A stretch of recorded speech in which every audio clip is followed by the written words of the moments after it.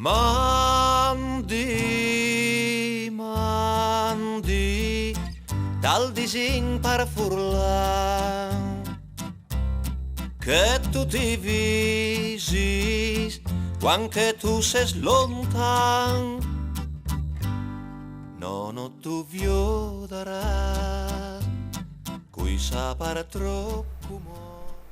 Buonasera a tutti e una volta ben chiatati a una nuova puntata dal corso di Furlan. L'ultima volta, se si pensais, abbiamo fatto un viaggio un tic speciale dal mondo della lingua furlana, l'anta scoperto la grammatica dentro di una poesia di Enrico Fruc. Il titolo di questa poesia era La Fontanuta. E in questo abbiamo detto alle un modo per studiare la lingua. Us not a Ciraring di Scerà il discorso sull'accento lungo, fa gente in mo qualche osservazione.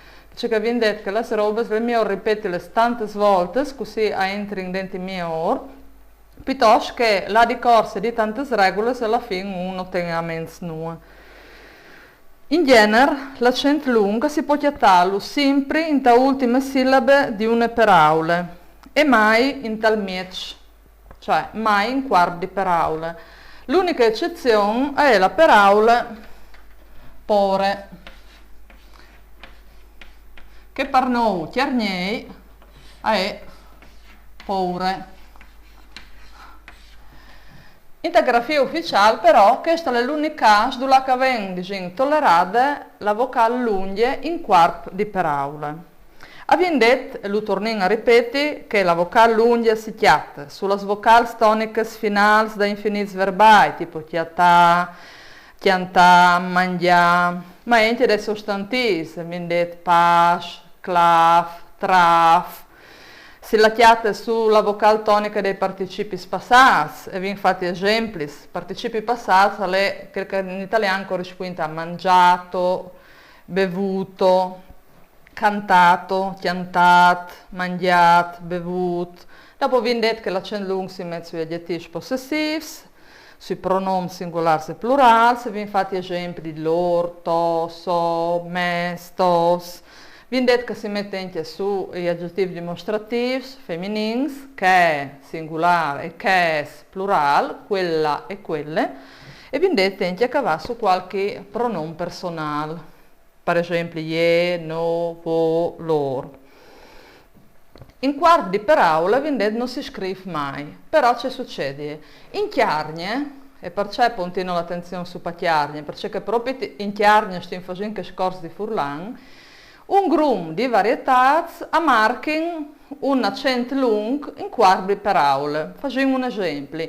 Quando voi dite mari, pari, nono, none, assomma che effettivamente dal quarto di parola assette una vocale che si sta slungando.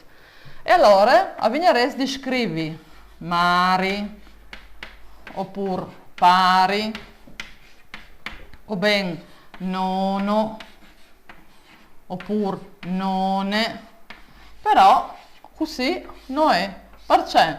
Perché siccome la regola generale dice che in quarto di parola non può mai essere una vocale lunga, ecco allora che queste parole qui l'hanno scritte semplicemente mari, pari, none, nono e none, così.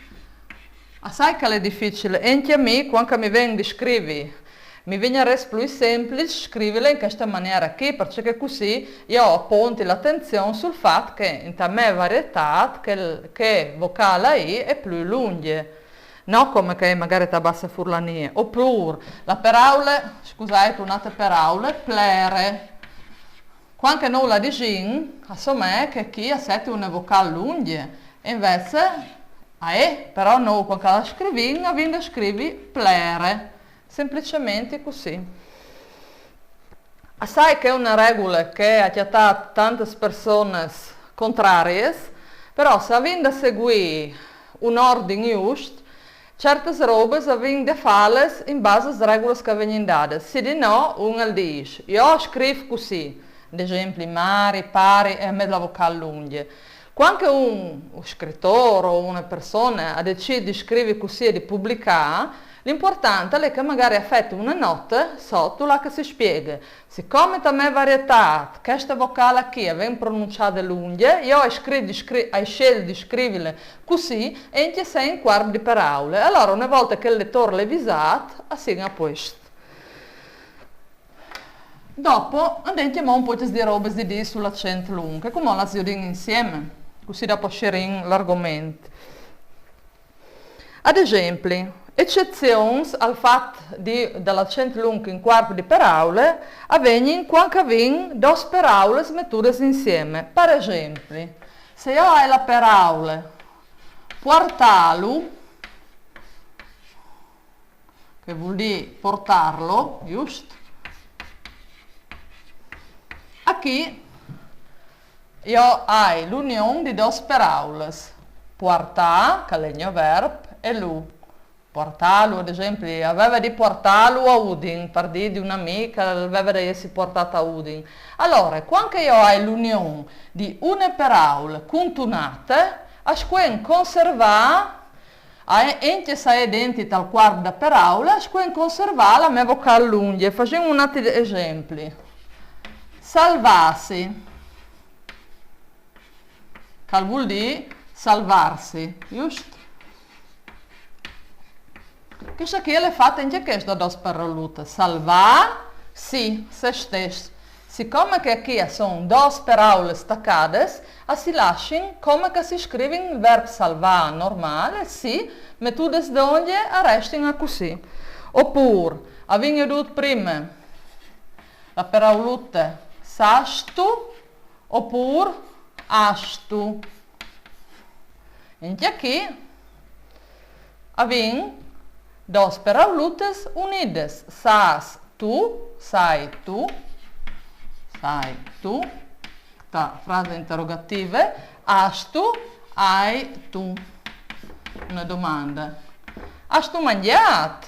Il fatto che io, quando dici in frase affermativa tu has, e quindi se ti mettete l'accento lungo sulla A, quando voi fate la parola in forma interrogativa, mantiene le stesse caratteristiche che aveva in forma affermativa. Se chi è tu sas o tu has, avvegnerà sastu e astu. E c'è carante in che modi eccezioni.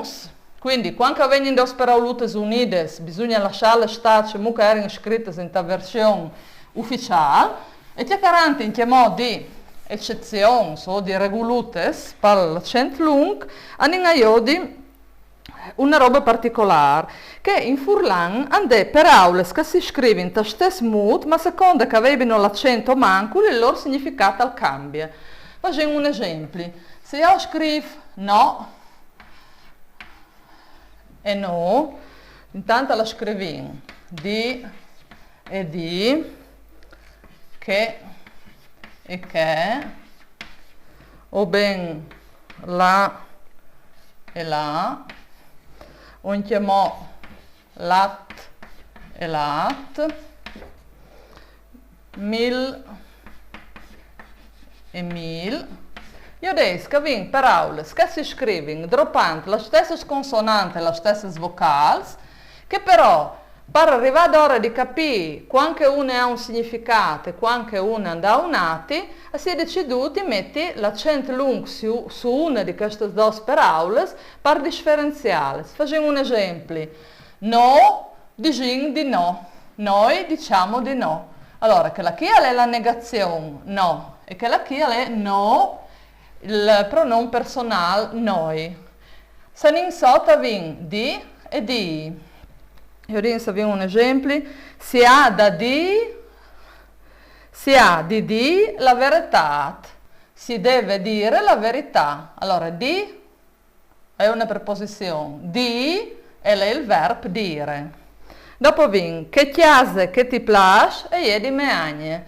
Che chiase, quella casa che ti piace, è un pronome relativo, e allora questo che per dividio si mette su che è dimostrativo, si mette l'accento lungo.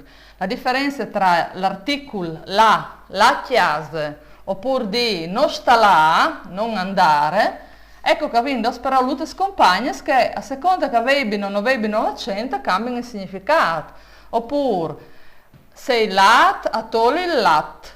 Sono andato a prendere il latte. Si scrive in tutte e due, con le stesse lettere dell'alfabeto, ma che la vocale lunga cambia sicuramente il significato. Un vas di 1000 al costava 1000 francs. Allora, 1000, la vocale lunga miele, 1000 lire. Io ho detto la lingua, troppe robe che posso contare. L'ultima regolutta su la vocale lunga, questa è un tipo più difficile da capire, ma io darei che plan plan dopo entra subito. A riguardo la vocale tonica che viene prima da R, che hanno sempre a E lunghe. E come ci rispieghiamo meglio? Sento una parole, italiane o furlane, con la stessa origine, compariscono R.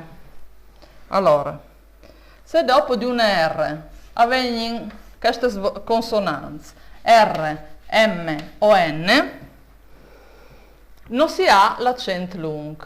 Us faccio un esempio. La parola carro, no? Io dico che dopo la R, da forma italiana, è una R. Allora io quando la scrivere la mia parola, scriverei chiar, il carro.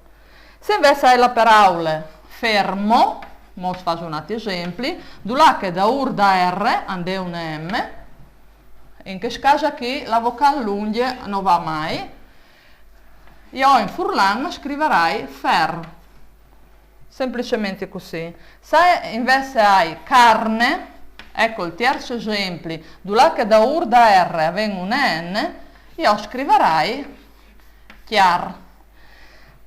Per assurdo, si scrive in tutte e due la stessa maniera queste due parole qui.